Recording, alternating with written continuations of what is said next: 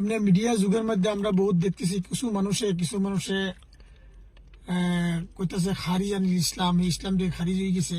কিন্তু এইগুলি কথা আমরা যে সুরার আকাবির আছে হজরত মৌলানা ইব্রাহিম দেউলা সাহেব দামাত বরকাতুল আলিয়া, হজরত মৌলানা আহমদ লাট সাহেব দামাত বরকাতুল আলিয়া, তিনার মুখের থেকে এরকম কথা শোনা গেছে না।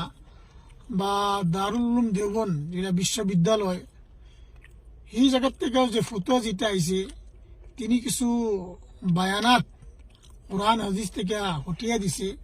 দারুল উলুম দেওবন্দে এটা তরদিদ করছে, রদ করছে।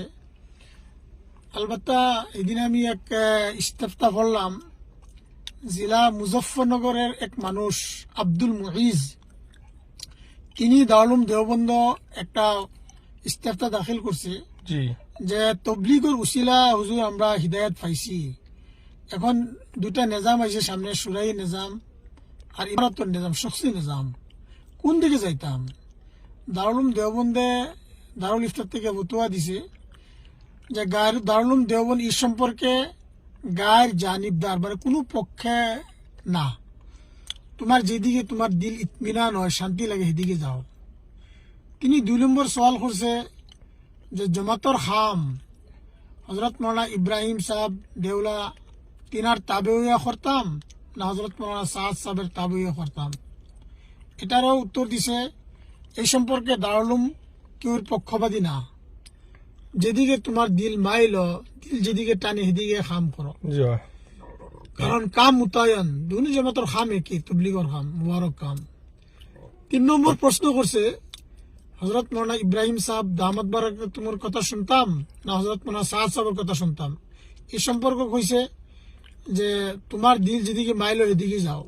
গতিকে আমরা দারুল উলুম দেওবন্দ থেকে যে স্পষ্ট স্থিতি কিনার যে জমাতর কাজের মধ্যে কেউ ইখতিলাফ নাই, দ্বিমত নাই, বা দারুল উলুম দেওবন্দ থেকে এরকম কোনো ফতোয়াও প্রকাশ হয়েছে না যে অমুক ইসলাম থেকে খারিজ হয়ে গেছে, অমুকের লগে যাওয়া যাইতো না, অমুক কাফির হয়ে গেছে ইত্যাদি কোনো কথা দারুল উলুম দেওবন্দ থেকে এখন পর্যন্ত প্রকাশ হয়েছে না।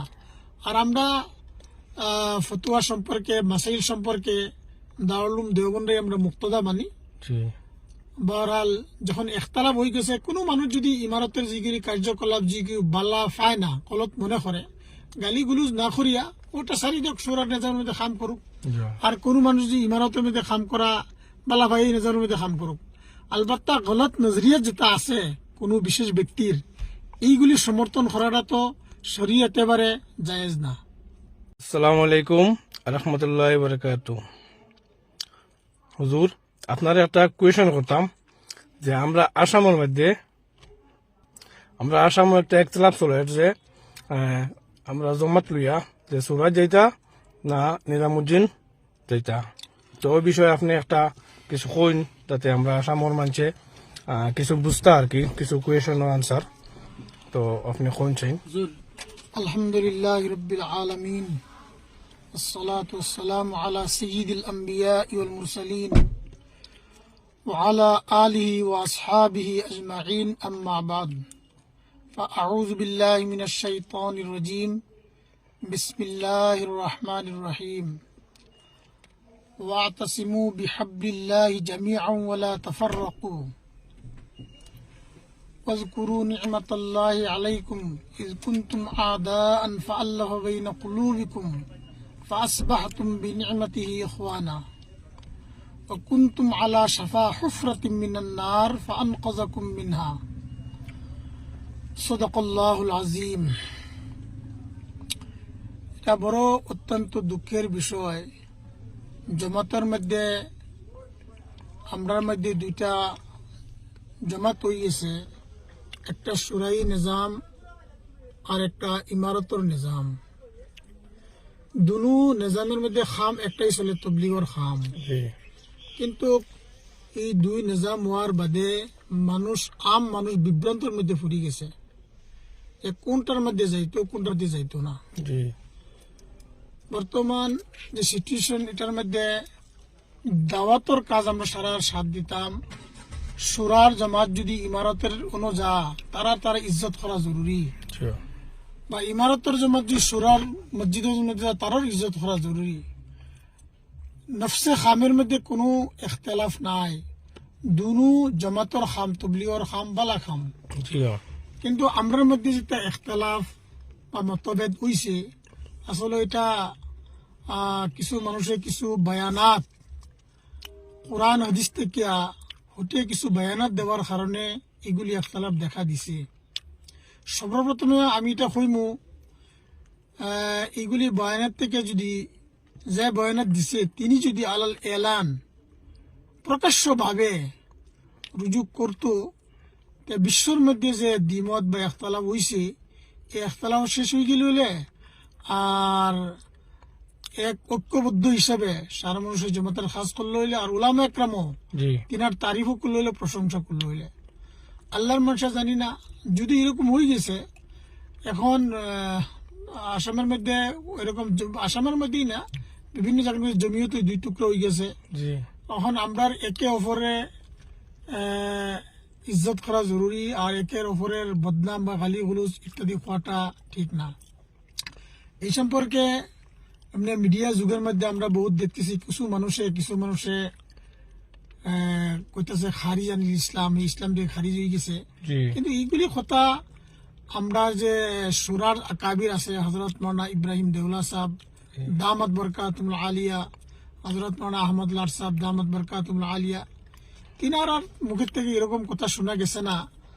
বা দারুল উলুম দেওবন্দ যেটা বিশ্ববিদ্যালয়, এই জায়গার থেকেও যে ফতোয়া যেটা আইছে তিনি কিছু বায়ানাত কোরআন হাদিস থেকে হটিয়া দিছে। দারুল উলুম দেওবন্দে এটা তরদিদ করছে, রদ করছে।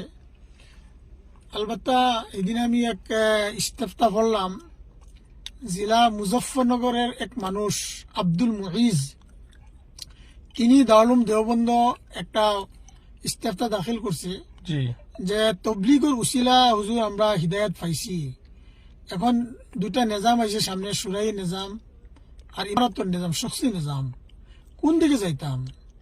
দারুল উলুম দেওবন্দে দারুল ইফতার থেকে ফতোয়া দিছে যে দারুল উলুম দেওবন্দ এই সম্পর্কে গায়ের জানিবদার মানে কোনো পক্ষে না, তোমার যেদিকে তোমার দিল ইতমিনান হয় শান্তি লাগে সেদিকে যাও। তিনি 2 নম্বর সওয়াল করছে যে জমাতর খাম হজরত মৌলানা ইব্রাহিম সাহেব দেউলা তিনার তাবেইয়া করতাম না হজরত মৌলানা সাদ সাহেবের তাবেইয়া করতাম? এটারও উত্তর দিছে এই সম্পর্কে দারুল উলুম কেউ পক্ষপাতী না, যেদিকে তোমার দিল মাইল, দিল যেদিকে টানে সেদিকে খাম করো, জি কারণ কাম মোতায়ন দুনি জমাতর খাম একই, তবলিগর খাম মুবারক কাম। 3 নম্বর প্রশ্ন করছে হজরত মৌলানা ইব্রাহিম সাহেব দামাত বারাকাতুহুর কথা শুনতাম না হজরত মৌলানা সাদ সাহেবের কথা শুনতাম?